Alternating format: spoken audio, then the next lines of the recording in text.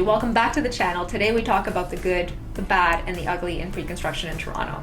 Whether you're planning on moving in yourself or having tenants, it's important to understand that there are potential delays that might come with a pre-construction purchase. In this video, we're going to go over rights and protections buyers have in case of delays, what delayed occupancy means, how to keep track of changes, and what compensation and cancellation options are available.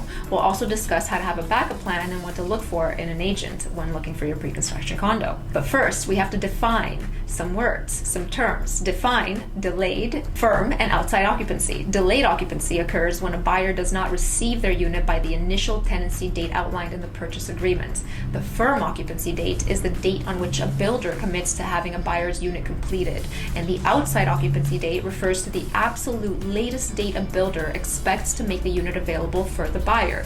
These terms are very important to know. It's always good to just keep track of the changes as they come. In Ontario, builders are actually allowed to delay the initial tentative occupancy date for any reason, as long as they provide tenants with a notice of 90 days and then set a new tenancy date. So if the developer then is unable to provide access by the firm occupancy date, the buyer is entitled to compensation and other rights. Once the firm tenancy date is passed, buyers are then entitled to compensation for temporary living expenses and other costs related to that specific interruption. The fixed compensation amount in Ontario is $150 per day, but can vary across provinces. It's up to a maximum of $7,500 in Ontario. Buyers also have the option to cancel their purchase, known as the purchaser's termination period. If the home is not complete by the outside closing date, you have 30 days in which to terminate your agreement, in which then you can receive a full refund of costs paid on the condo so far, which includes your deposits, your interest, your upgrades, and whatever fees that you have. If you are entitled to this delayed closing compensation, you may make a claim to your builder within 180 days of your closing date or the date of which you terminated your purchase agreement. If your builder does not pay your claim, or if you and your builder are not able to come to agree on an amount, you may make a claim to Tarion during the first year of possession or up to 365 days after you've terminated that purchase agreement. These are some of your options, but it's always important to have a plan B.